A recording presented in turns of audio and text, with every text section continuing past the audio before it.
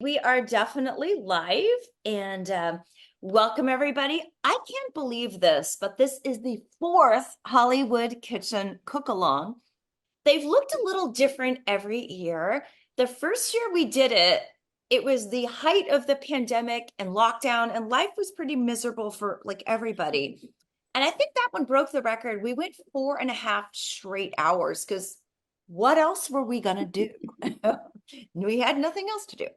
But we've gotten them shorter over the years. And every year I like to pick a theme. So the first year, the theme was just nominees and winners and their recipes. The second year was they should have won an Oscar, they didn't, and that completely stinks.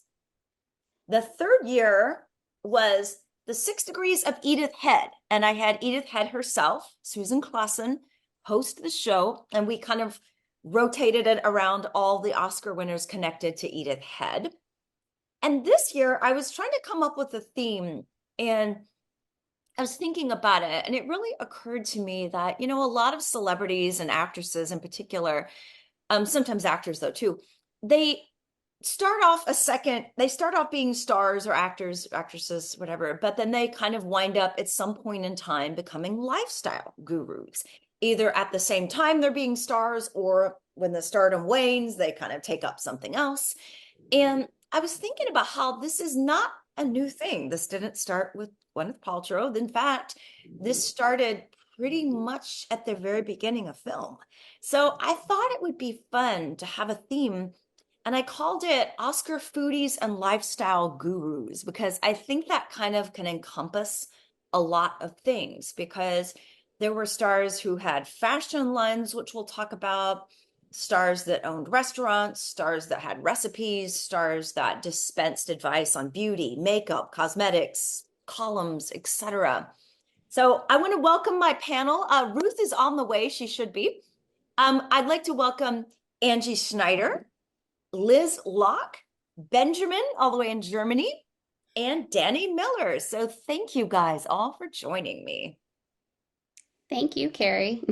Yes. And Liz, I thought we'd start with you because you are the cocktail expert.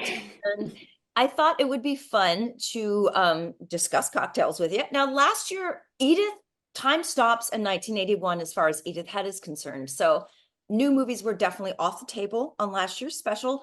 This year's special, they are in fair play. So Yeah. I understand you have got some Oscar cocktails related to some of the current. Sweetheart, don't eat that foam. Uh-oh. I'm sorry. I'm sorry.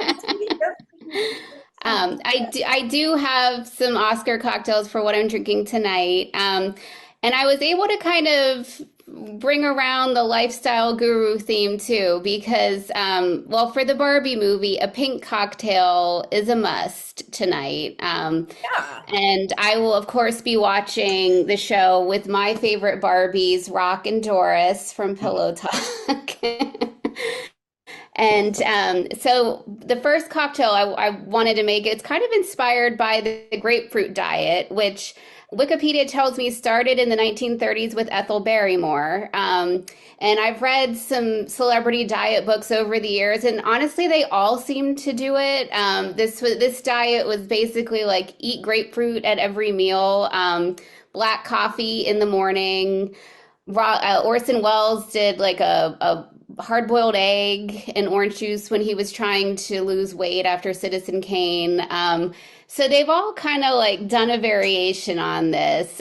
So the first cocktail that I made, it's a grapefruit gin fizz, and it's or a gin sour, sorry, and it's grapefruit juice, egg white, gin, of course, and I also threw in some of this blood orange cordial, which gives it a nice pink color. I put this in a lot of things to give it that pink hue, and then lemon juice. So you shake it all up, and then I also garnish, I don't know if you can see, with a little dried blood orange slice, in honor of Orson Welles' orange juice diet.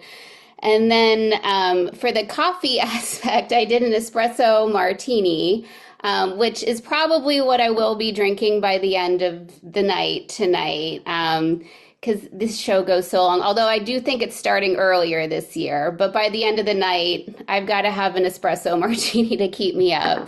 So I actually used Breakfast at Dominique's Ava Gardner blend in this for the espresso. Carrie, you turned me on to that on my first time here in the kitchen, and now I'm hooked on it. And this one, I actually use this product. It's great. It's called Fee Foam. And it's if you don't want to put the egg white in your cocktail, but you still want that foam, this is a, I guess, vegan, non-egg alternative to get that foamy top on it, which is great. So yeah, that's what I'll be drinking tonight. And honestly, like I read, and I think Benjamin, you might be talking about this book later. Elizabeth Takes Off, and she talks about her breakfasts in this book, and it usually includes a grapefruit, black coffee, perhaps some artificial sweetener, and a calcium supplement. Always the calcium supplement. So yeah, that's what I'll be drinking tonight. Can you send us recipes, Liz, so I can post on this? Yeah, absolutely. I'll post this in the comments and I'll send that to you separately too. And I've taken some photos of these, and I think I'm actually gonna feature this grapefruit gin sour on my blog, Cinema Sips, tomorrow with Barbie. Just as a recap, because it might not win a lot tonight, but I like to celebrate it. So we'll celebrate it on Cinema Sips. You know, I do too, because I didn't even play with Barbie as a kid and it wasn't my thing. And my mom was kind of shocked when I saw the movie. And I said, she goes, why are you seeing that? You've never liked Barbie. I said, that's true. But a gigantic blockbuster and cultural phenomenon is co-written by a woman, produced by a Mhm. woman, directed by a woman, and starring a woman. I feel morally obligated to spend my money to go to the theater and support that. And it Absolutely. was So I'll fun. definitely be rooting for that tonight. And in addition to my Rock and Doris Barbies, I have my iconic Totally Hair Barbie, which has now been kind of turned into Weird Barbie. Her hair is a little, it's seen better days. And the only Ken I had, unfortunately, doesn't have his head anymore. Ah, But it is the iconic earring magic Ken. So I still hang on to him. By the way, So you Liz, can think of me tonight with these friends. are you coming to Turner Classic Movies Festival, Liz? I am. Yes, I'm so excited. I wasn't there last year, so I'm really excited to return this year. Well, I was going to say because apparently, I don't think it's been announced yet, but Dominique is going to be having a coffee tasting event, as far as I know.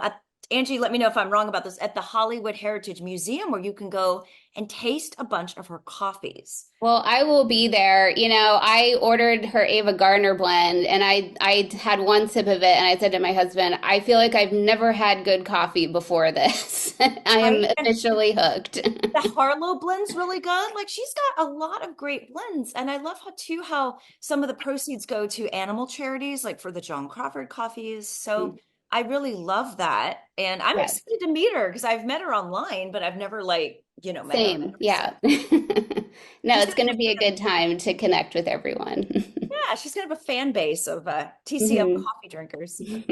I've got a grapefruit question. Speaking of grapefruit, but not in dietetic form, I love all those vintage photographs of the movie stars so often having a broiled grapefruit for an appetizer. Of course, they put sugar on it, Mhm. special grapefruit spoons with little spikes. Does anyone eat grapefruit for appetizer anymore? That must have gone completely out of style. I have it for breakfast sometimes still. I think too, like a lot of medications nowadays, like interact with grapefruit. Like that's, I hear from a lot of friends, like, oh, I can't eat grapefruit because I'm on such and such. So that could be another reason why it's kind of gone out of style, but sometimes I like it. Oh, by the way, Liz, later this summer, I'm planning a James Cagney episode, and I want you to be a part of it because he shoves the grapefruit in her face in the movie. And I feel like, even though we're making a pie for that one, I feel like grapefruit needs to be represented. So I'm Absolutely. I'm your girl. a girl. So thank you, Liz. And I look forward to seeing these recipes. Yes, same. So, Angie, I wanted to move on to you because I don't know how many people know how influential Mary Pickford and Douglas Fairbanks were in the lifestyle arena. I think that's something most people today maybe not aren't familiar with, but tell Thinking us about it. how they extended their star power to that. Thinking about it. Well, I think both from a perspective of lifestyle, and I also think if it wasn't for them, we may not even be having this program today because they were the founding members of the Academy Motion Picture. In some accounts is that it was even discussed at Pick Fair when they got together with L.B. Mayer. Um, so that the whole idea of the Academy came at Pick Fair and was even possibly Pickford's suggestion to have an award ceremony with it. So of course, Douglas Fairbanks was the first president. But you're right, their lifestyle, their diet. Speaking of grapefruit, I have a lot of notes that she wrote to the house staff about what time in the morning she had to have a grapefruit, how she wanted it prepared that morning. So it was very routine for her and Doug to have a grapefruit every morning. And they were also, just like today, it's such a common diet to not eat carbs. They never had carbs in their diet. And as I've been kind of going through a lot of their menus and recipes that they served at Pick Fair, very little carbs. In fact, the dish I made today was actually served at Pick Fair. So I have all the original recipes that were served up until 1932 there. One day it'll be a book, one day. But the dish I made was a very common salad that she enjoyed. All it was just some romaine lettuce, hearts of palm, and then her Pick Fair dressing, which was just basically vinegar, olive oil, some parsley, some chives. And yeah, so it was very basic, very simple. And this was kind of the typical diet she probably would have been eating right to fit into her Oscar gown that she won for Coquette in 1929. And also, Mary, if I'm getting this right, wasn't she the spokeswoman for Pompeian beauty products? Yep. A lot of Oscar-winning actresses represent different beauty brands and so she was really the first to represent a beauty brand. She even did it prior to that with Leichner. So Leichner was another, of course, Benjamin German. It was a German makeup brand that was really one of the earliest stage makeups. And she actually was a face of Leichner, very early teens before she even did the Pompeii beauty ad as well. So she was kind of one of those founders of being associated to a brand. And then didn't she write an advice column too in one of the fan magazines? Oh yeah, she did advice columns. Later on she did a few books too, but even in her autobiography, beauty was so important. She would say that when she was little, she would eat rose petals because she thought the roses would help enhance her beauty. So that was always kind of her running joke was, I'll just eat rose petals, So she, even very early on, it was very important for her to have beauty, she was a stage actress as a young child, so that was everything to her. But yeah, they never ate carbs. It's just kind of fun reading through the recipes of just a heavy protein, heavy vegetable and fruit diet, as well as, the dark coffee too. A lot of it, either their meals ended with a dark coffee or their mornings started with the coffee. So yeah, it's great to have the Pickford blend that breakfast at Dominique's has, because that was part of Mary's diet. Oh, that's very cool. And tell us about the books Douglas wrote, because if I'm not mistaken, didn't he write at the time of his stardom some like self-help books, like Making Life Worthwhile, I think was it? Yeah, he wrote two life books as well, and then like Mary did one, because once her family passed away, she was trying to do the self-help books, but more from the Christianity perspective. Why are we here? What's God got to do with everything? So they were very, very much the gurus of self-help too, with some of their, self-published, but there was obviously ghostwriters behind a lot of that. But yeah, it really did start that trend of, and also opening up their home. They, even Chaplin, they all felt that they didn't have these homes without their fans. So it's always kind of fun when you get candid photos of people, like early photos of Pick Fair. It was usually a fan that took the photos as they're walking around the grounds, so they open their gates, people can walk around the yards of these homes because they wouldn't have these homes. It wasn't for the people coming to the movies. Yeah, so they were very ahead of the time of what should be the role of an actor and actress in Hollywood, and, with the self-help and all that. I think it's hard for people to imagine today just how famous and influential they were. I can't even think of any modern day power couple that comes close to wielding that kind of influence that they had. Yeah, and then she went on to marry, her third husband was Charles Buddy Rogers, who was another Oscar winner. He too was part of that Oscar history of being part of the very first movie that won an Oscar with Wings. So this really is that little trio of the start of what we're talking about today. And in fact, I pulled this out. The Governor's Ball with the Academy in 2003 did this really great book. And basically it went through and they recreated all the tickets, programs, and menus. So then they even had the caricatures of Doug and Mary at the first Oscars. Oh my gosh. Yeah, so I mean, even the very first Oscars, which was held at the Roosevelt, which all of our TCM fans will be there soon. But because Doug and Mary were investors in the Roosevelt, so that's why, and actually the very first office of the Academy was at the Roosevelt. And then that's why when they had their kind of private ceremony for the very first award show was at the Roosevelt, because they were all investors in that. Wow. Do you have some memorabilia you could show us? Because I noticed a ton of it right there.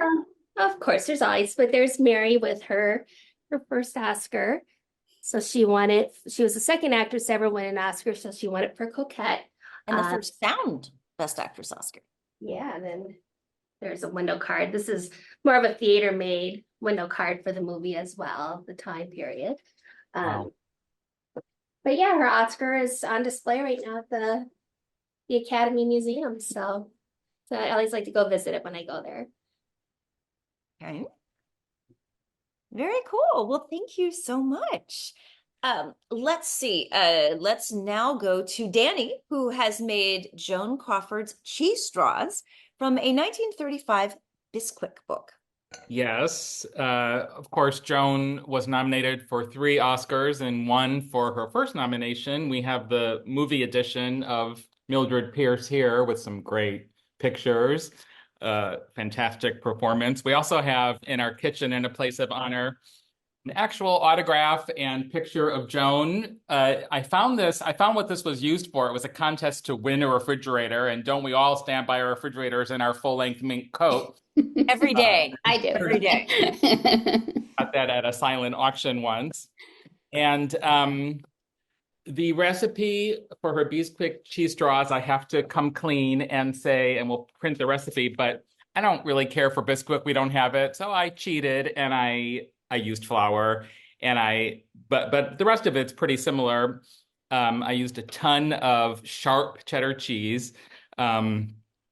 Everything with Joan, I mean, it may have been sponsored by Bisquick. Who knows where that originally came from? But, she was a true style guru and did give lavish parties. God, Carrie, I remember when you had her grandson on and he had so many of her things. And he was showing like all the things she used to have at dinner parties. I remember coveting the escargot shell holder. If he ever wants to sell one, I would eat snails every night. But I did make the cheese straws for tonight's Oscar party. I'm going to serve them with chili. And they're fun to put. I have them in my 1940s vintage autograph, movie star autograph thing. They're fun to serve vertically. And they're quite good. They don't cook for very long. So was it like flour and cheese? Or like tell me what's in the recipe. Tons of 2 cups of cheddar cheese, very sharp. I think there's a cup and a half of flour. I used some cream. She had milk, but I had some cream. And I put some herbs in mine, if you can see.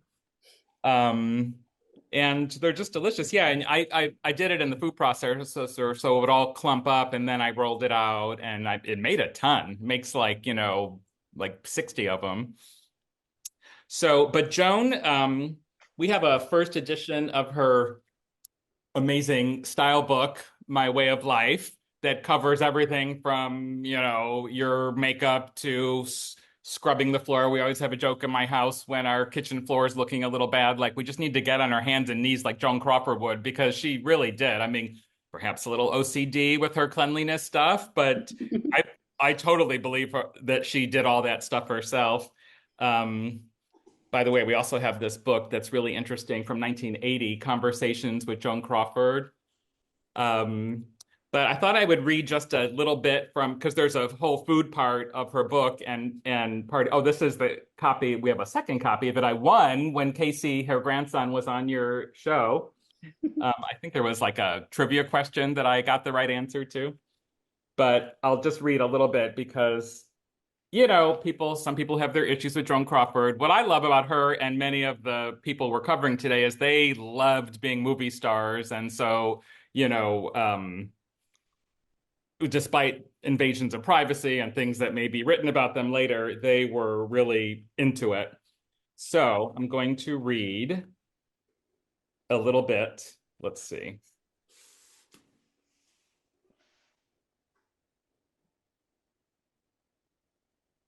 I just lost my place here. 1 second. Oh, yeah. This is the part I like. I have some strict rules about how food is presented.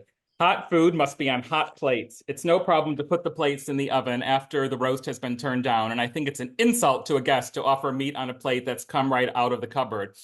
I remember being in Europe and with people that were really into food, and they would never serve dinner on just a plate out of the cupboard. They always heat them up. They had special things. Sometimes you can plug it in or just put them in the oven. I've never done that in my life, but maybe I should start.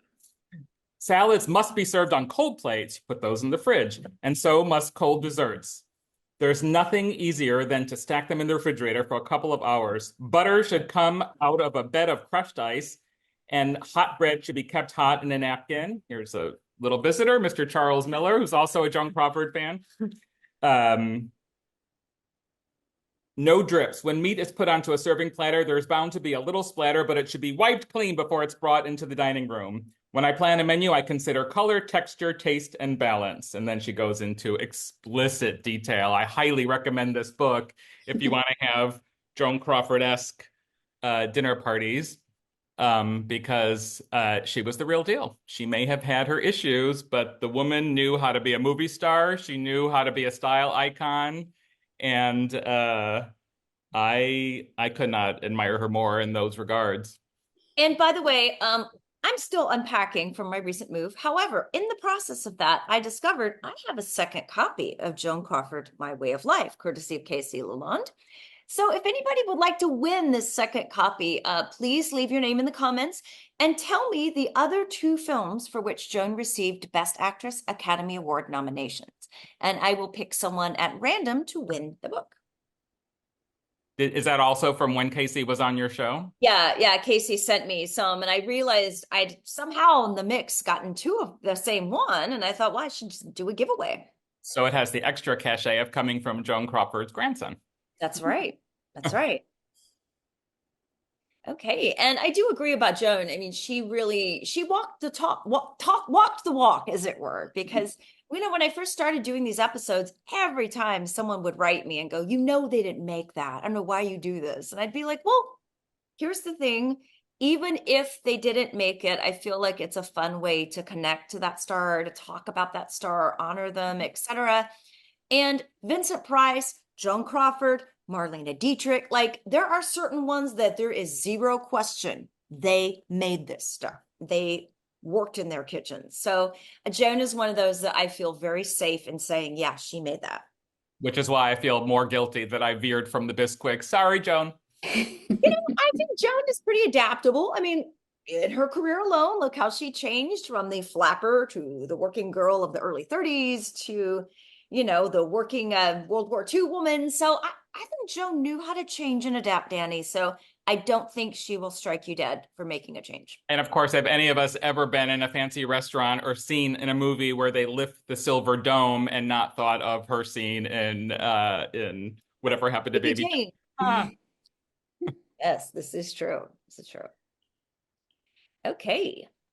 Benjamin, you have made Elizabeth Taylor's apple tart from an Elizabeth Taylor book about lifestyle. So tell us about the book, because I haven't read that book. Tell me about the book and tell me about Well, first I can show you what it looks like. This is the apple tart from the Elizabeth Taylor.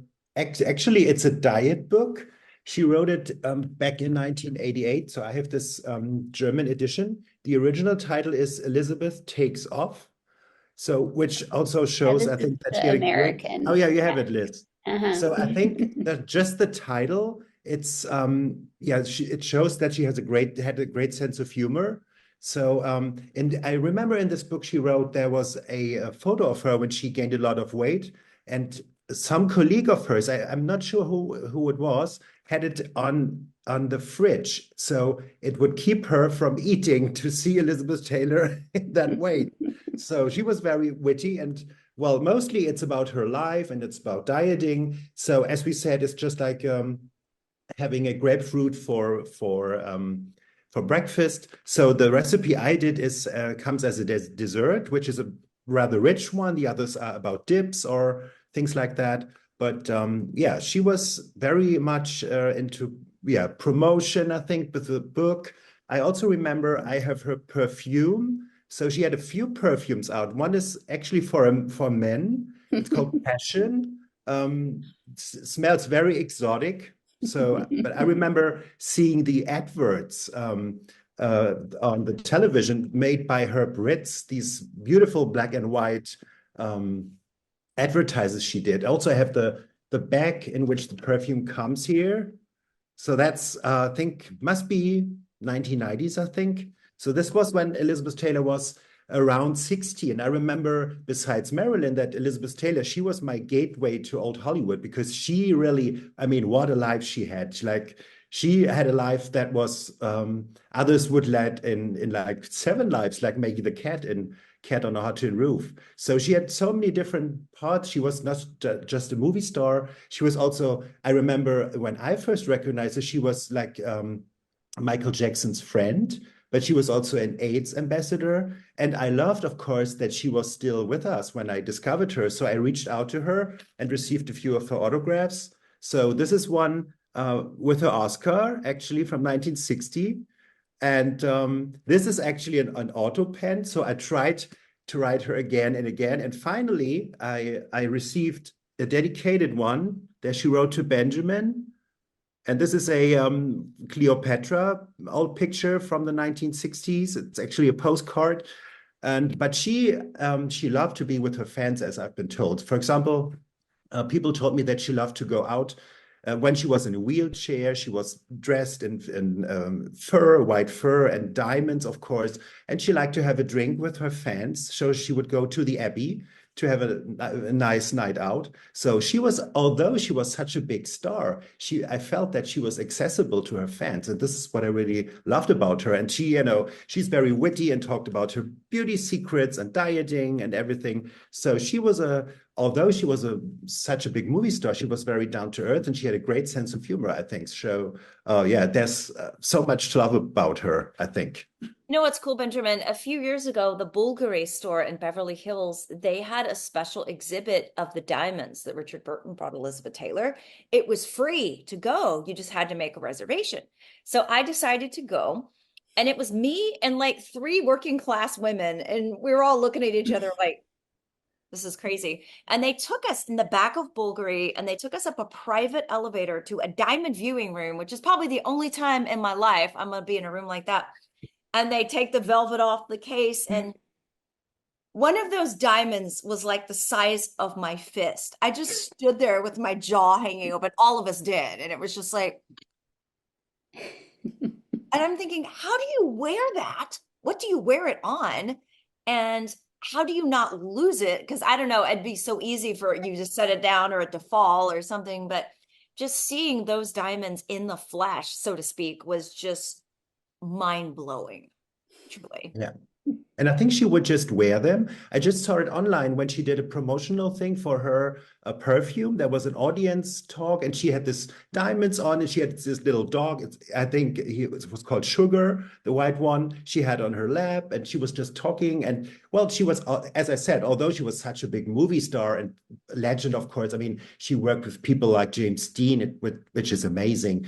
She was very accessible to her fans. And she said, "Oh," and I love, when that was not the Oscars, but the Golden Globes when she presented for Gladiator. So she was confused and said, "Oh, I'm not going to open this. Oh, yeah, okay, it's Gladiator." I love her sense of humor. So she was, yeah, great to be with, I think. One story I've heard about Liz, you know how in Hollywood you hear rumors all the time about people or stars. I Mhm. heard this one rumor that I'm actually apt to believe.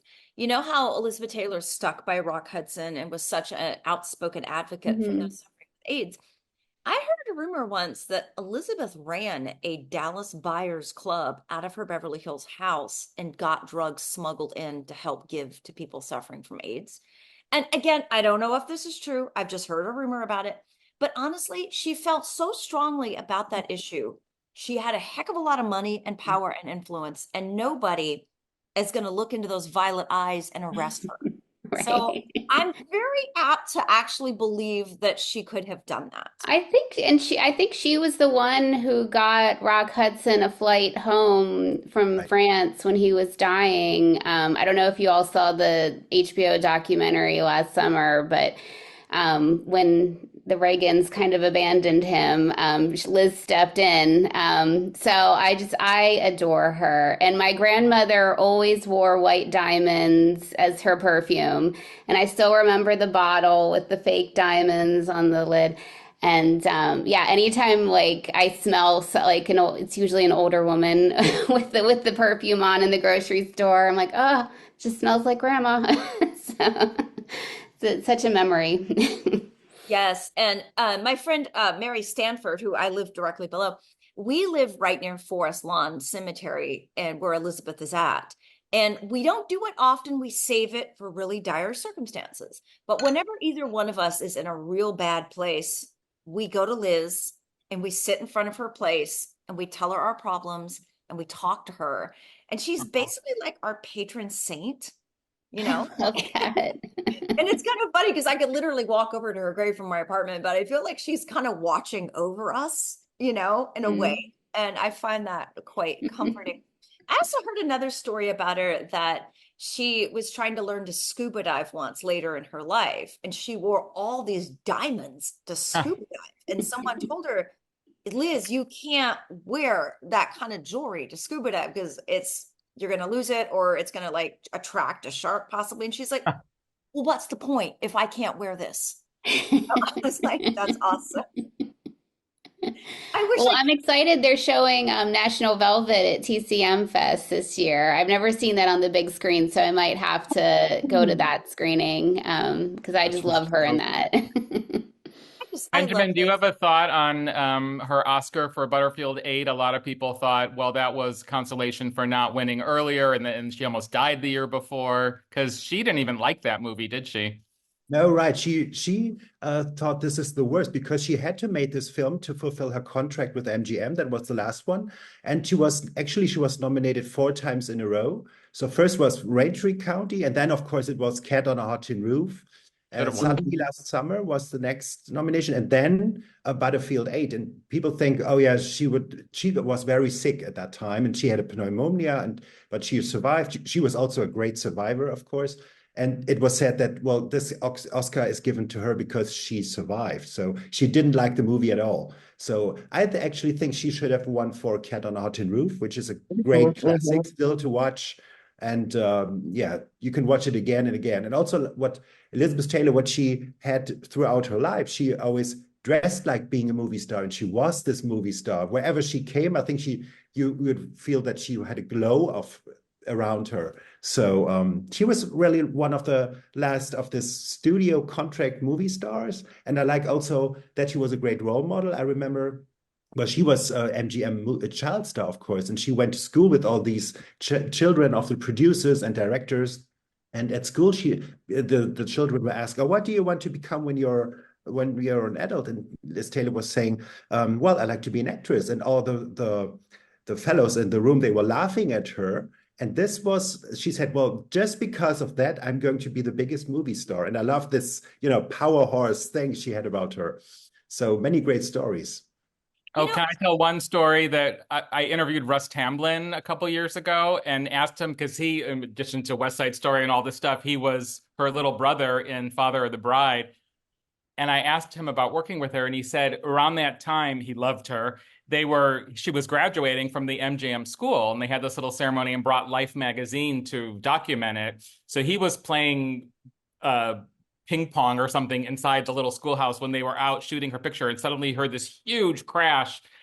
And the life photographer had asked Elizabeth, just for a fun picture, to throw her books up in the air. She's done with school. And she started screaming and like knocked their camera down because she said, I have so much respect for these books. How dare you ask me to throw them up in the air and hurt them? So I just love that story because it kind of epitomizes her feeling about education and refusing to do things just because they thought it would be a good picture.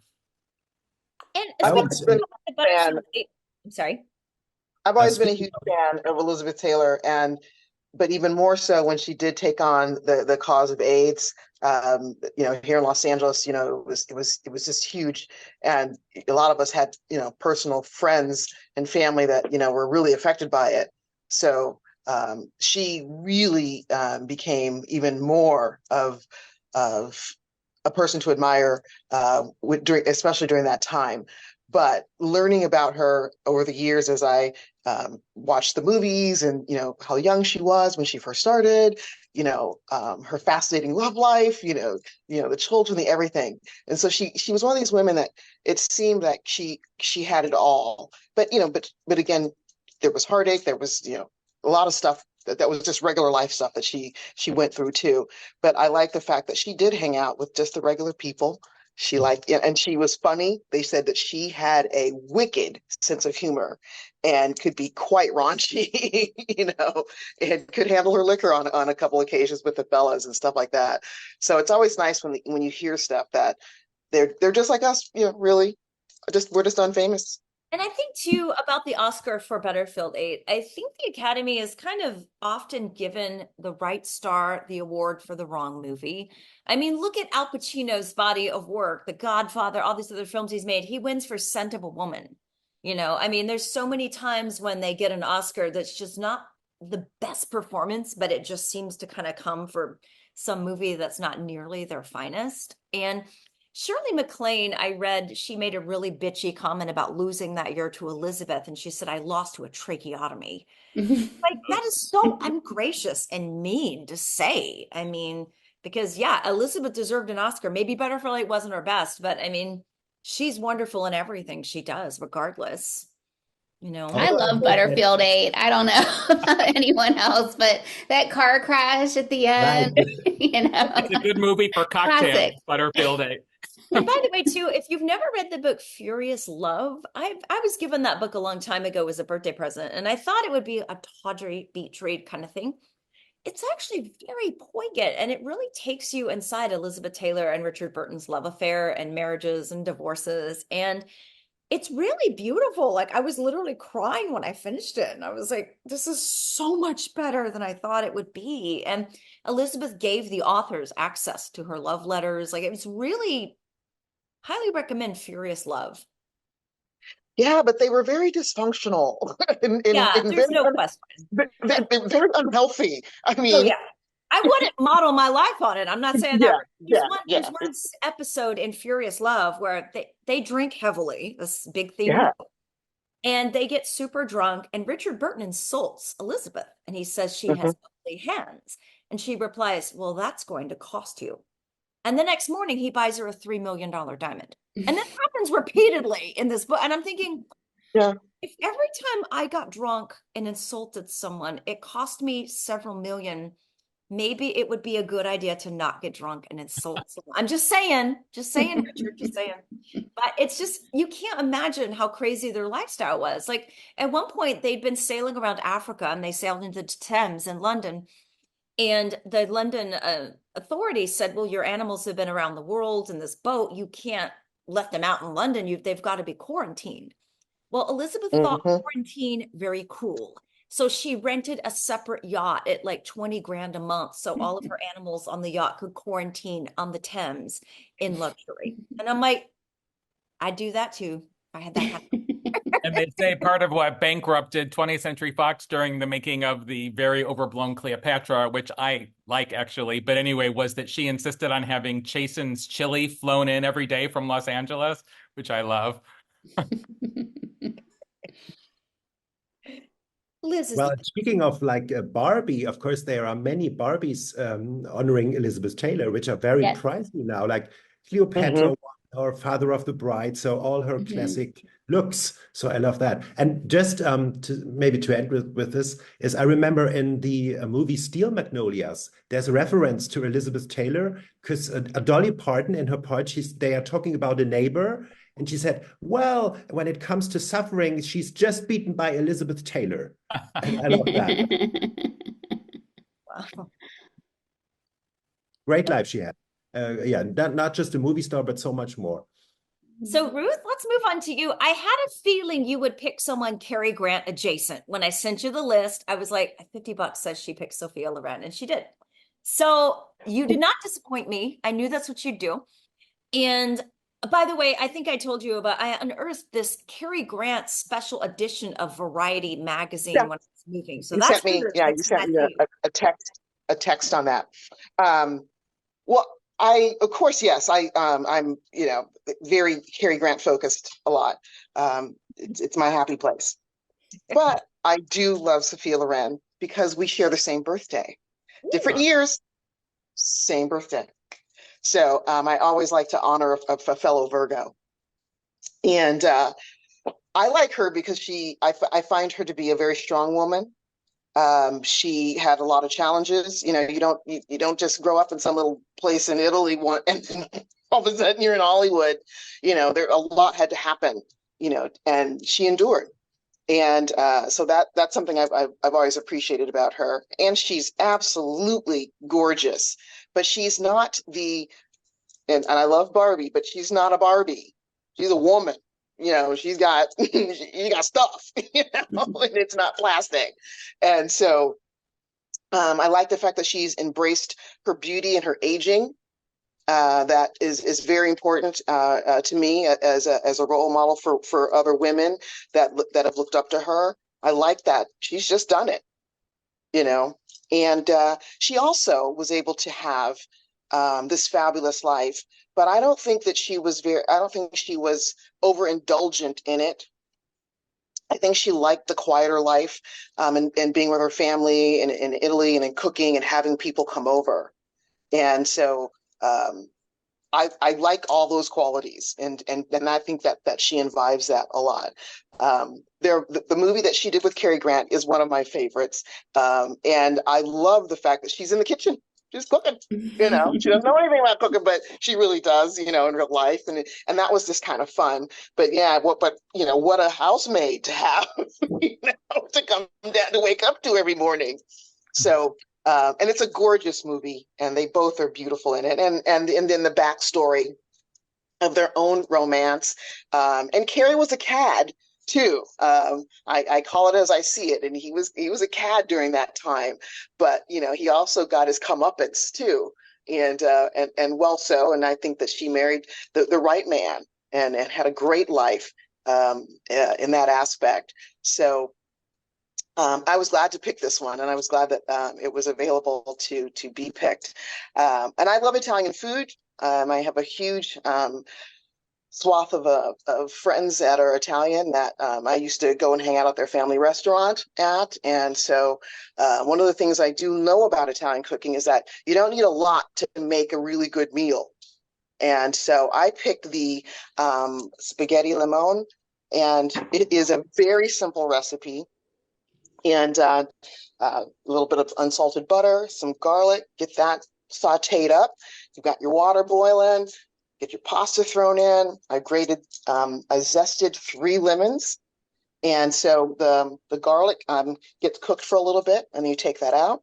You throw your lemon zest in. You get it all zested up. And then a little salt and pepper and some heavy cream.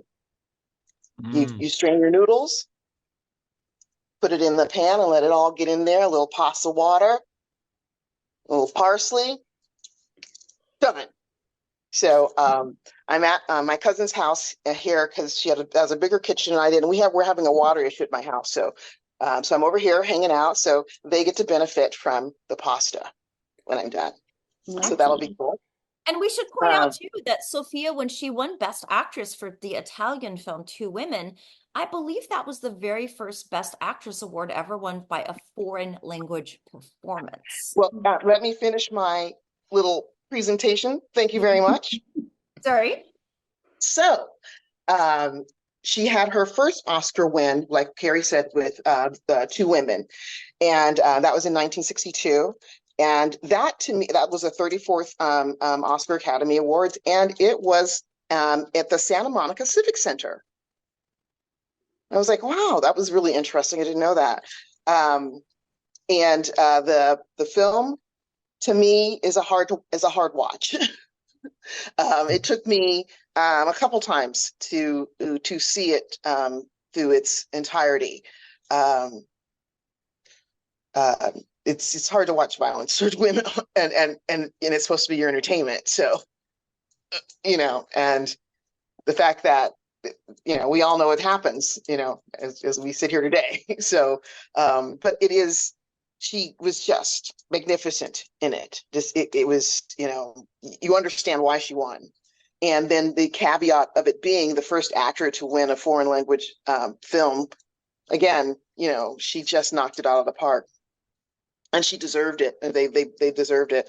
So it was. So like I say, I think my first time encountering it, I was probably in my 30s, and it was just like, I'm nah, there'll be something else on soon. So, probably saw it again in my 40s or whatnot, but actually really then, was able to sit down and watch it all the way through and think about it. And it's a movie that even today, it's still important to see and to understand, especially in this time of war and everything. But she didn't go to the Oscars.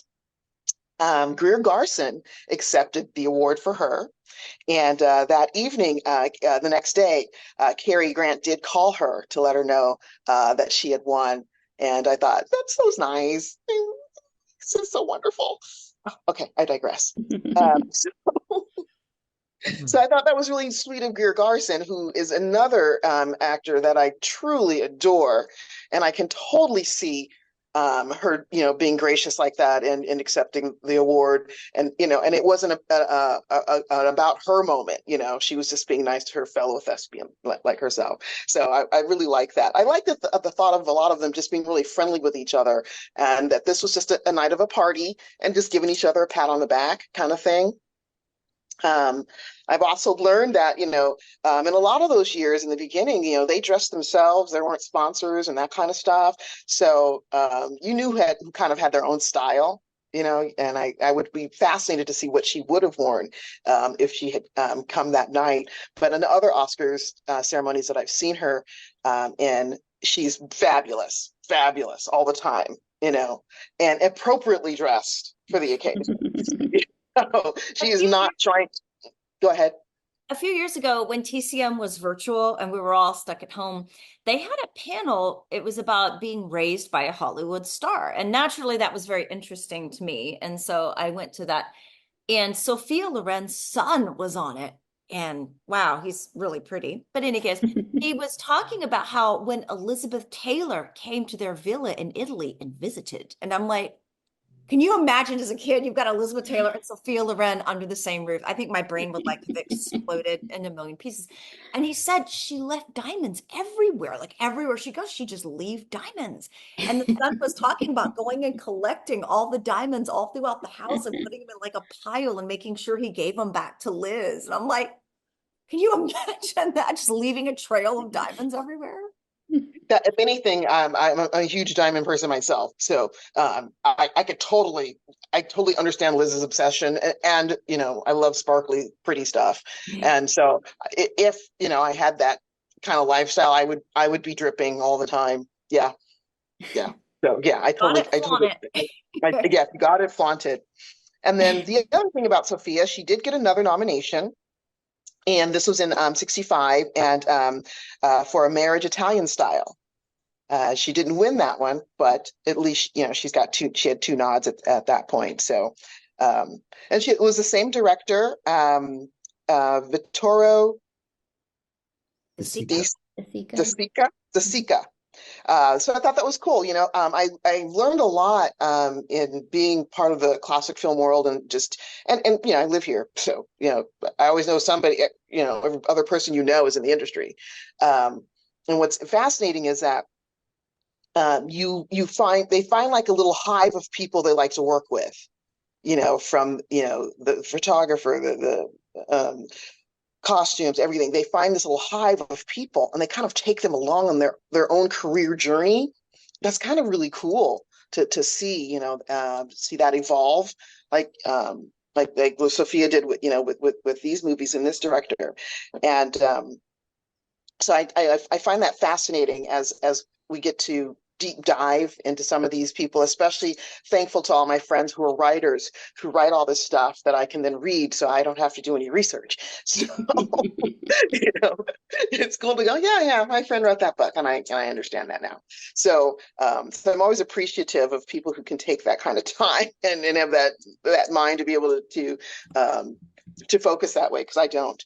But I do appreciate that. So that's my pick for today's Oscar Hollywood Kitchen, and I was glad to get a chance to participate because I like the Oscars. I'm not as big about them as I used to be, but I still like to see all the pretty dresses, and I'm always happy for whoever wins, because that's great. It's always nice to get an acknowledgement, especially from your peers. By the way, Sophia Loren's memoir is one of the best movie star autobiographies I've ever read, and she goes into everything. But what always surprised me when I first read it was that she first got exposed to movies when her mom won an All Italy Greta Garbo lookalike contest. And I thought, what? How does her mom? And then I saw pictures of her mom, and she looked exactly like Greta Garbo. Really weird. But it's a great book you should all read. I do eventually plan to do a standalone episode because I think they deserve it, on Elizabeth Taylor, and on Sophia Loren. I just haven't gotten around to it, but trust me, it's on my list. Ruth, do you think that that if Cary Grant that he would have married her if she had chosen him over Carlo Ponti? I mean, was he ready to, in your knowledge? I believe he would have married her in a heartbeat. In a heartbeat. He was, I mean, what he did to Betsy Drake, because that was supposed to, she made that whole houseboat movie, right? She wrote it all up and everything and pitched it and everything for right. the project for them to work together. Then he takes it, he's like, oh yeah, okay, babe, yeah, and he's, back door. And I'm like, but again, we are all only human, and we all have fallacy. We're not all perfect, and it's a good thing he looked good. But she even forgave him. But he took that and ran with it and offered it right in Sophia's lap.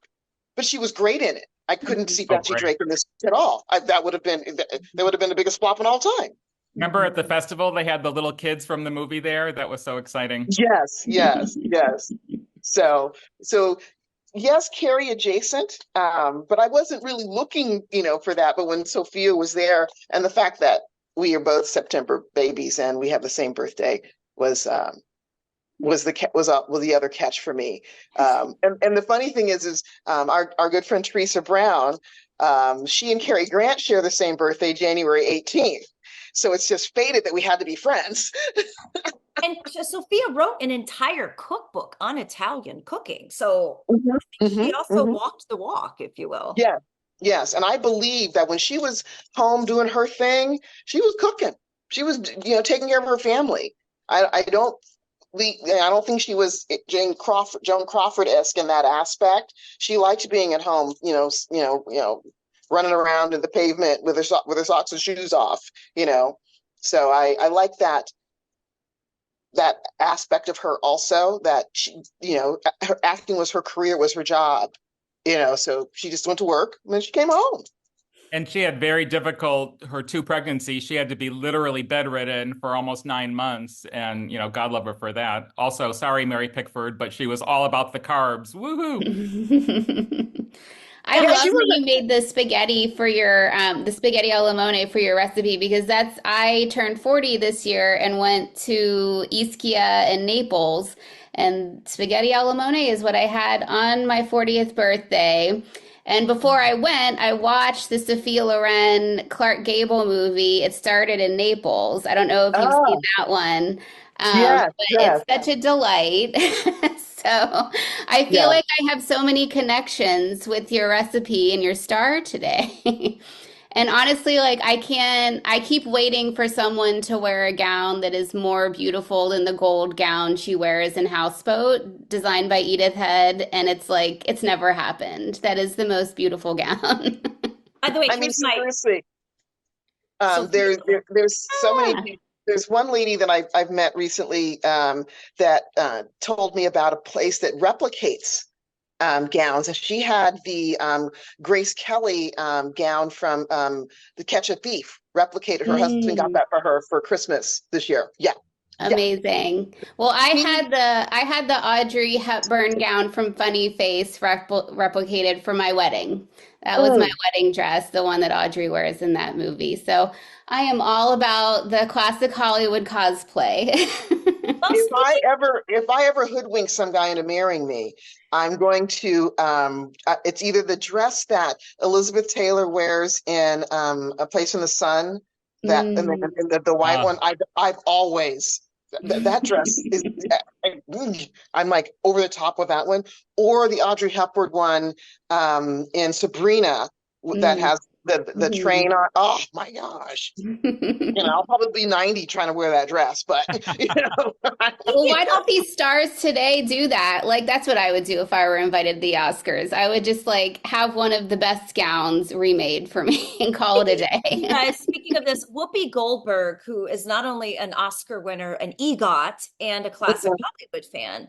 I don't know if you remember this, but many years ago at the Oscars, she had Betty Davis's dress from All About Eve recreated. And I will send you yes, guys a Wow. picture. yes, So Whoopi yes, knows what's up. yes, she did. Yes, I remember that dress. It was fabulous. It was totally fabulous. Yes. And speaking of celebrity dresses, I'm going to go last. And I have chosen to cover Gloria Swanson. Now, you guys probably know I collect vintage clothing from the 1920s to like the 50s. And Gloria was an amazing woman. And one of the things that she did post, a lot of her stardom was she had her own fashion line and it was called Forever Young. And it was in department stores and it was affordable to most women. It wasn't like haute couture where someone could barely afford it.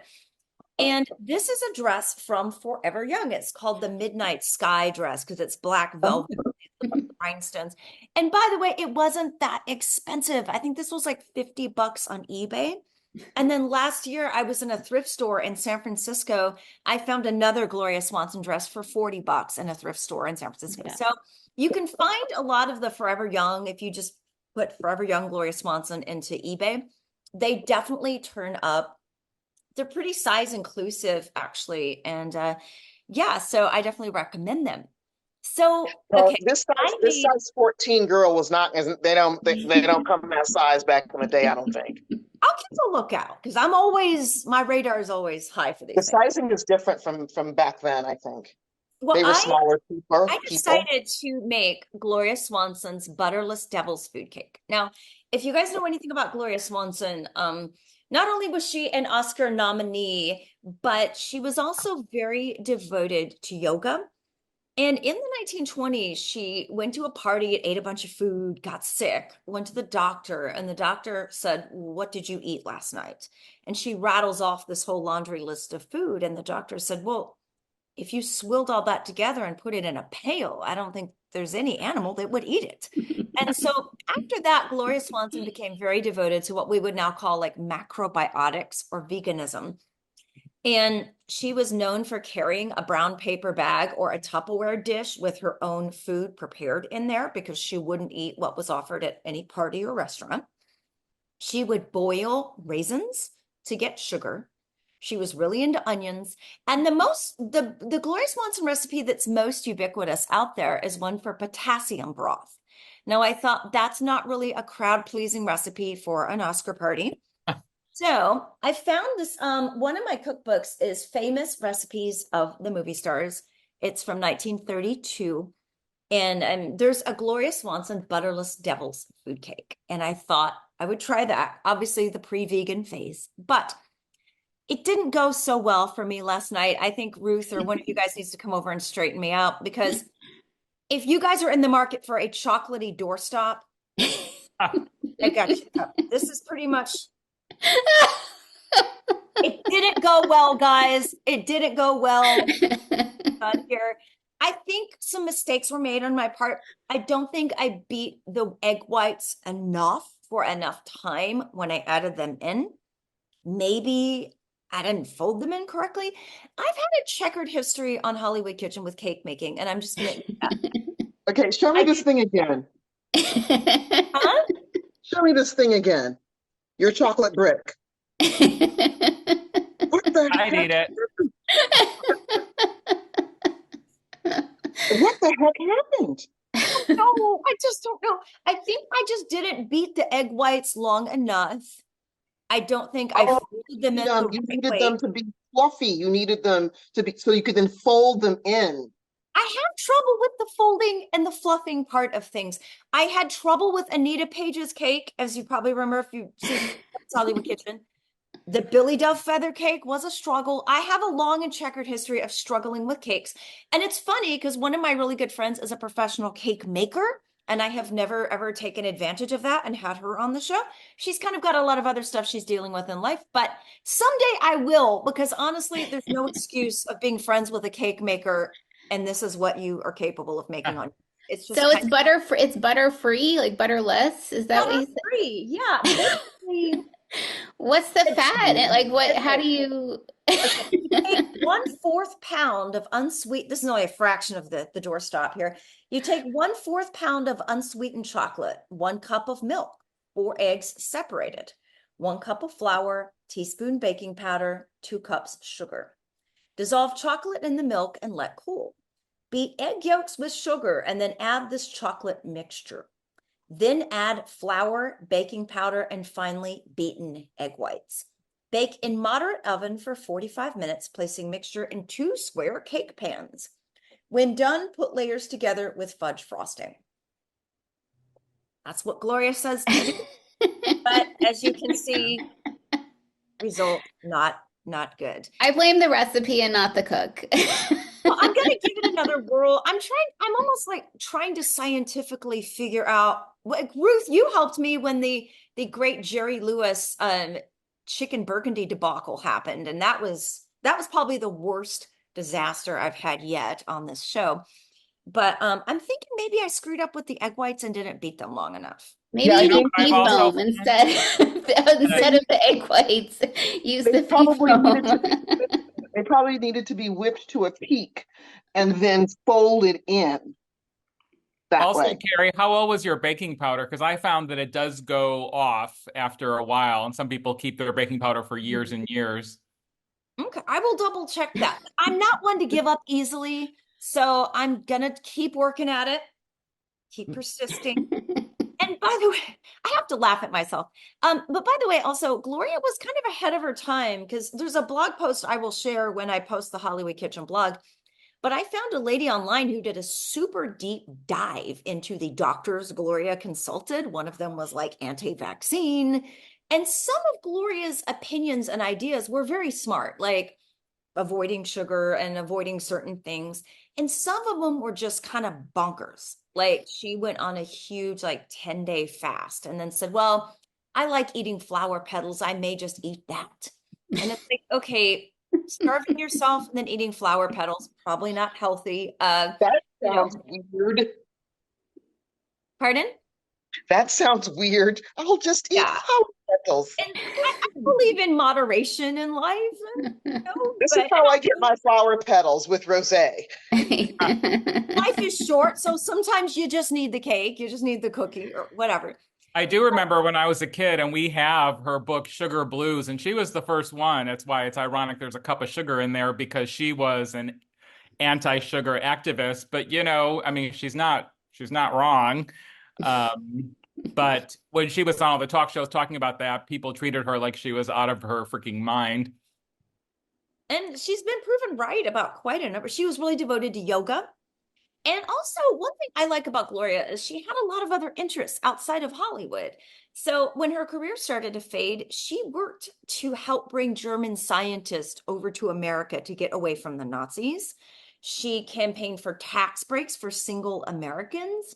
She Hey, had the line of forever young clothes. Like Gloria was a sculptress. She was on a talk show showing one of her sculptures. She had a million interests in life. So I think when people saw Sunset Boulevard, they just thought, oh, she is Norma Desmond. And it's really not true. I don't think she just sat around reveling in her silent film glory. I think she was like, I have hobbies, interests, and a lot of other stuff I want to do with my life. So I really admire that. And also, I do want to mention, I, of course, love Sunset Boulevard, but I really love silent film. I've been lucky enough to see a lot of Gloria's early silents on the big screen, thank you to the UCLA Film and TV Archive and the San Francisco Silent. But you can see them at home too, because three of them that I really love are on Blu-ray now, including Manhandled. This one is so fun and so good, shot on location in New York City, by the way, where she gets lost in the subway. It's a really good film. It's a light comedy. Stage Struck. I saw this one at the Castro in San Francisco. There is a two-strip Technicolor sequence of Gloria in an evening gown, and you could just hear gasps in the audience how beautiful she was, the gown was. This is a gem, and it's a wonderful comedy. It's terrific. And Zaza. This was a film Gloria was very keen on making, and it's a really fun movie as well. So all three of these are kind of unsung little silent gems that have only fairly recently gotten a Blu-ray release. And then Gloria was Oscar nominated. I think those early years, the nominations were a little,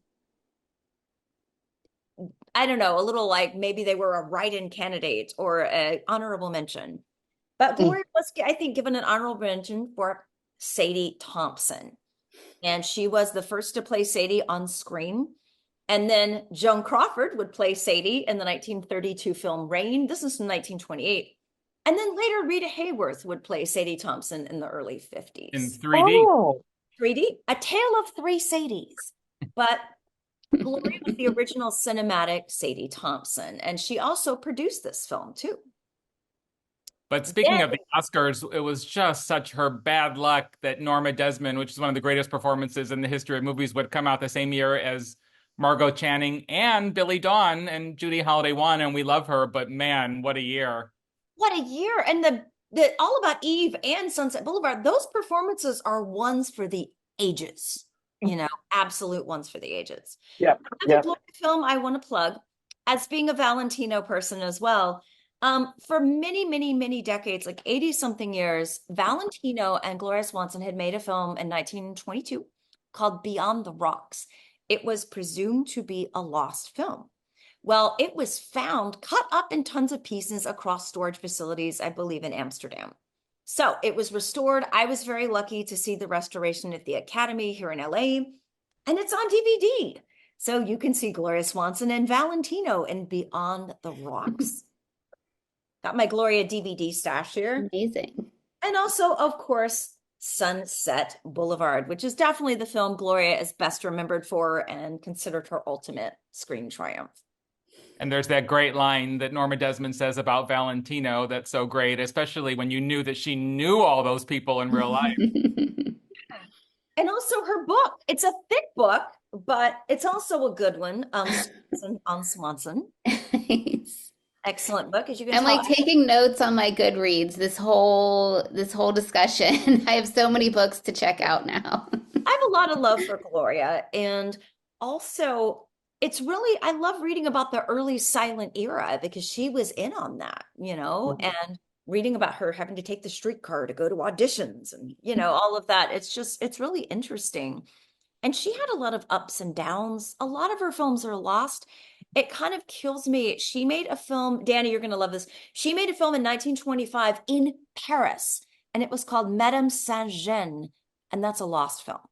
And it kills me that is a lost film because I would give anything to see that. Check the attics in Finland or something. The It's attic. And also, she got an Oscar nomination. So, honorable mention for Sadie Thompson, an Oscar nomination for the 1929 film The Trespasser, and then, of course, Sunset Boulevard.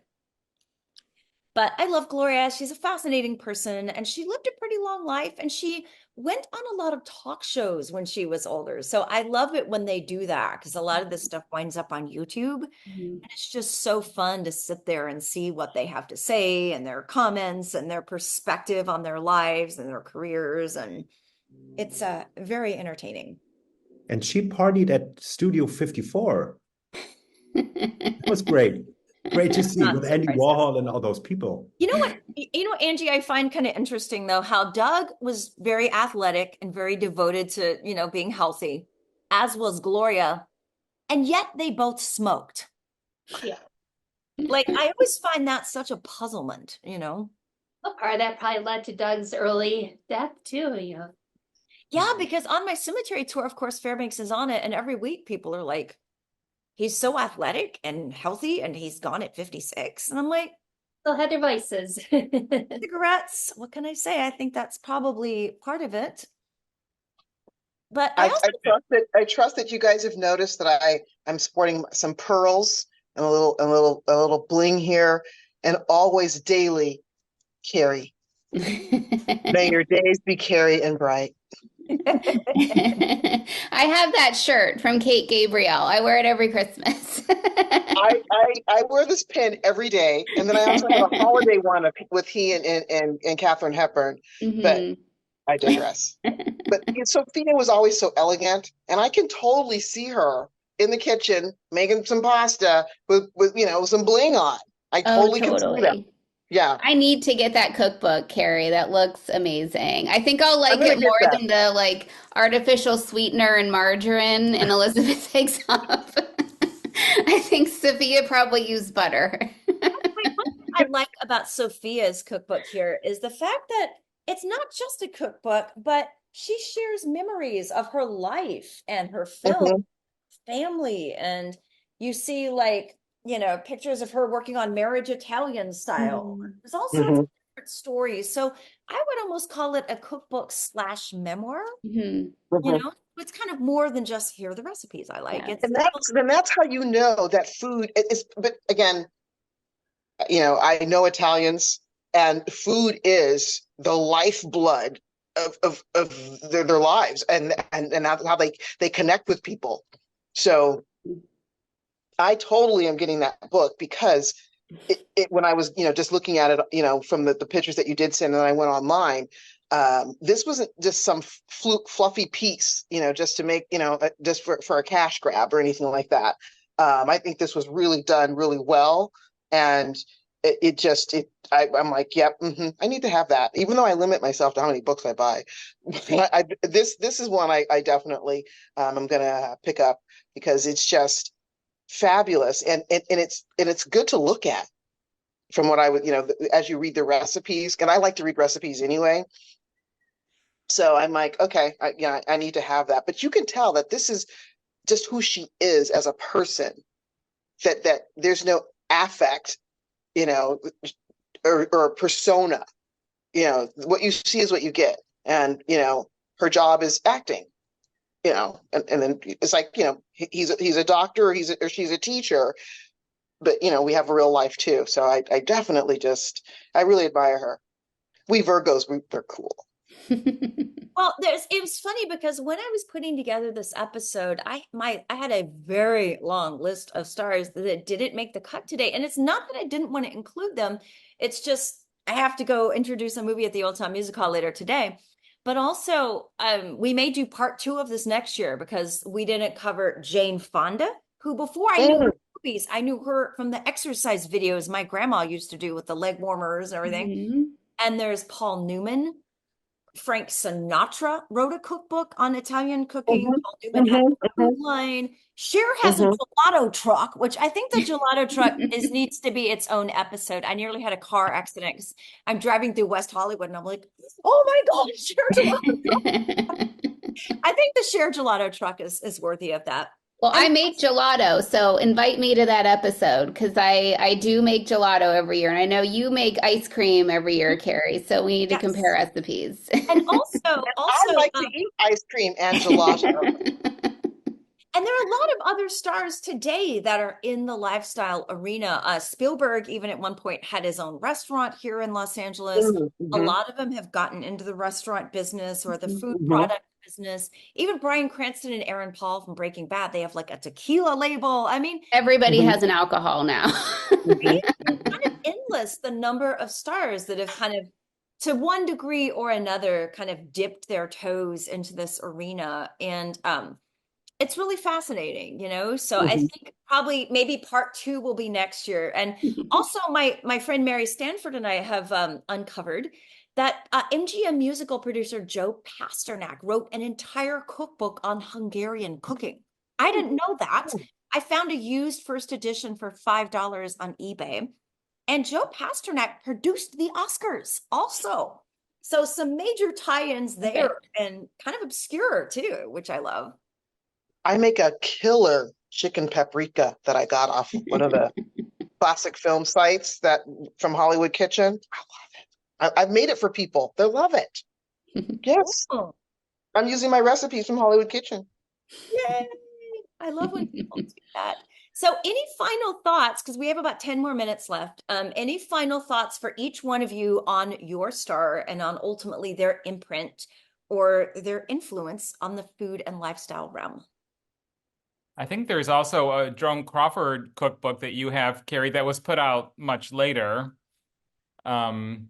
Frankly, I'd rather have Sophia Loren's actual recipes than Joan's. God love her, but she was all over the place in terms of, well, her. I'd love to go to a Joan Crawford dinner party, that's for sure.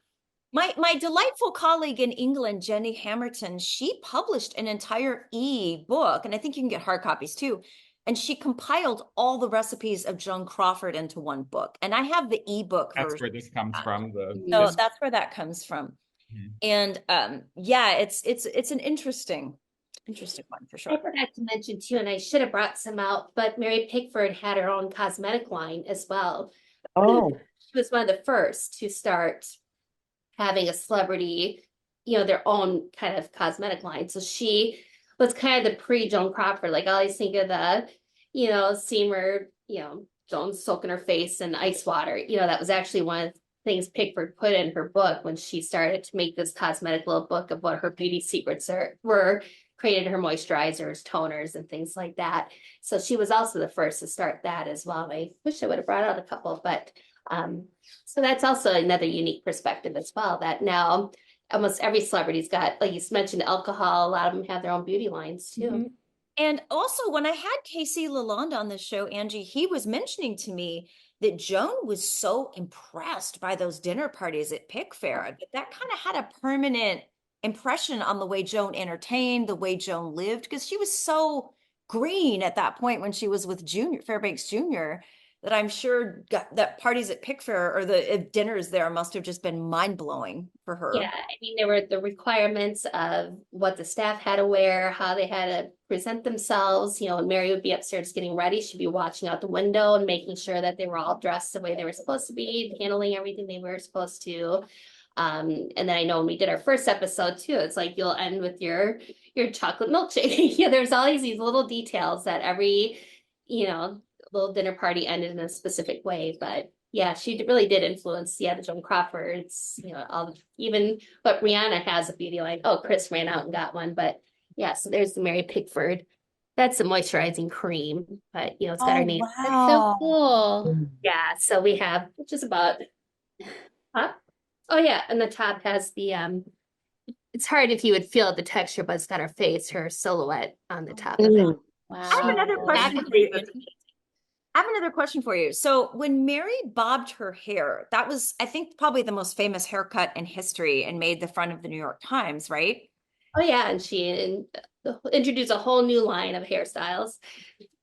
Yeah, and actually they said Coquette because when she cut her hair right around the time then Coquette was released, so she had done a nationwide look for girls, and all the winners, all these beauty winners got to come to Pickfair, and then she took them out to Catalina Island. So whenever you see those clips of her on the ship with all the beautiful girls, they're going to Catalina as part of their prize. And that's when she first introduced her haircut. So then that was kind of broadcasted everywhere, that all these girls started to cut their hair just like Mary. Yeah, I would think that that would have just been the most influential haircut like in history, maybe. And we did forget to mention explicitly, which we should do, that yes, Joan Crawford was for a while Mary Pickford's stepdaughter-in-law, and of course had an influence on her. And boy, when Joan Crawford was married to Douglas Fairbanks Jr., has there ever been a more attractive couple, in my opinion? I agree. And I still have a lot of their Christmas cards from later on. So they still conversed and had correspondence between the two of them for a very long time after that. I think they were so young when they got together. That's really cool to know that they kept a friendship, the respect, for each other. And I can totally see Joan just absorbing everything Mary was doing, watching, just, planning and, taking it in. I do admire Joan for that. I have some difficulties with her as an adoptive mother, but okay. But I think that it was hard to be in the position that she was in that time frame. And I admire them for sticking to their guns, even though, hey, we're not all perfect. Let's be real. So their art is what speaks to me, but I admire them, especially a lot of the women who really had to, twist themselves into pretzels. Yeah, that's the only disappointment I have when you go to the Academy Museum and you look at her Oscar.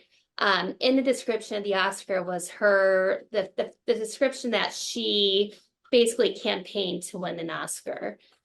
And I just, it's very misogynistic to a point that, okay, here's a strong woman that, okay, it's wrong for her to be trying to get an Oscar, and of course it's her male counterparts that, like, how dare her campaign. But now look at every billboard here in LA has, your considerations. So, I guess again, she also probably started the whole campaign process, but the fact that they had to put that on the plaque just kind of, it's like nails on a scratch board for me, because it just, I hear you on that. Woman that couldn't get her own Oscar. That's right, letters. They should change that. That's obnoxious. I know. That is very obnoxious. Let's talk to Jacqueline, see if she can help us. I think that Oscar for Coquette, I think that was for everything she has done, for the monumental contribution this woman has made. I think that Oscar was for more than just Coquette. It was just kind of her honor. I consider that more her honorary than the one that sadly they did later when, she just wasn't doing well and they went to Pickfair and, 78 gave her honorary. So I do agree. I think it was really, to me, that's more of her honorary Oscar to me.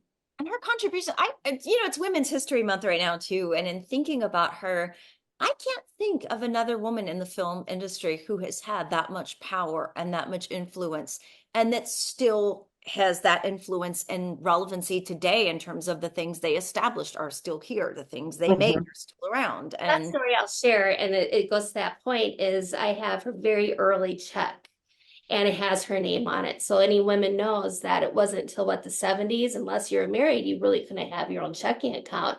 So the fact that here she is, I think it's like a 1914 check, it's very early, and her name's on it. So to me, I always keep that framed, because you'll never see another check that early with a woman's name on it. and look where we are now. So Exactly.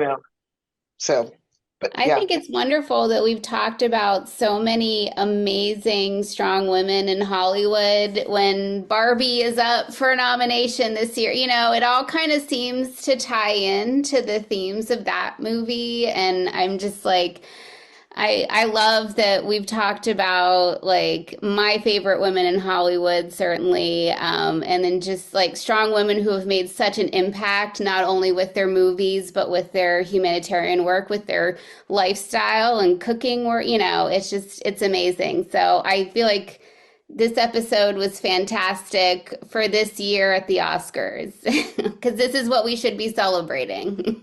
Yeah. I agree. We still have some work to do, but yes, but we definitely ultimately we can see from our history the women Mhm. that came before us.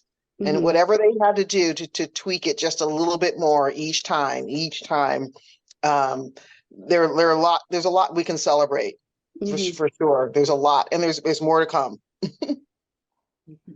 Well, And thank I thank the men that celebrate it with us. You know, they don't always, they're not bad guys, you know. You know. 100%. I love that a I headless Ken has been on our But Elizabeth, what you don't know is I have now in my possession the Cary Grant doll that is he is in the it's His Girl Friday, and he's in Oh, that love that suit and one. everything. Yes. So yeah, and I got my own Barbie this year. I went to the Barbie thing, and so I've got, because when I was growing up, I didn't have a the Yes. Barbie that Well, thank you, I certified Mattel, for with. putting out these classic film Barbies and Kens for us. Yes, yes. So this is great. What's everyone doing for Oscar today? Joan Crawford breadsticks, cheese straws and chili. I'm Are gonna you have going? this is pretty much not edible, so I'm probably gonna have to pick up something else at the grocery store. So that is edible for my friends at the Oscar party. I have to deal with Oscar traffic because I'm going to go work at the barn to get ready for a big MGM exhibit. Ah. It's off. We're going to go and do some deconstructing.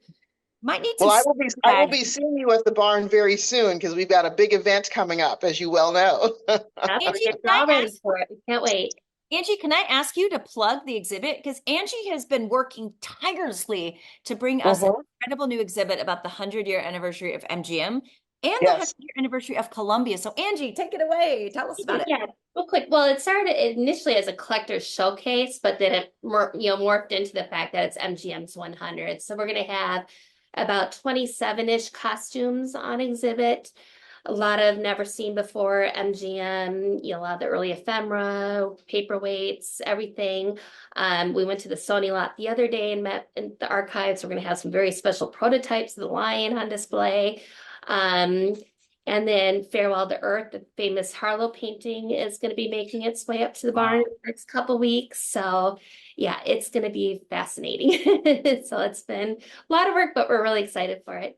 I think, Angie, we need to pick a recipe from one of the stars featured in the exhibit and maybe try to do an episode. Yeah, so we'll Not in have the a midst few of it, but non-MGM. So we're going to have several Mae West pieces. So I thought even a Mae West would be a great one. Mhm.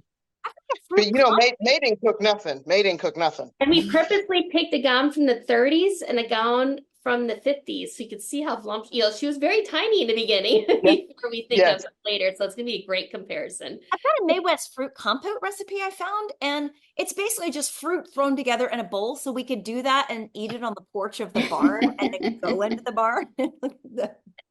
Elizabeth, will we be seeing you at the festival? Yes, I will be there. I'm very excited. And I'm going to the Academy Museum for the first time this year, specifically for the John Waters exhibit. But it'll be my first time at the museum, second time at the fest. So I'm really excited.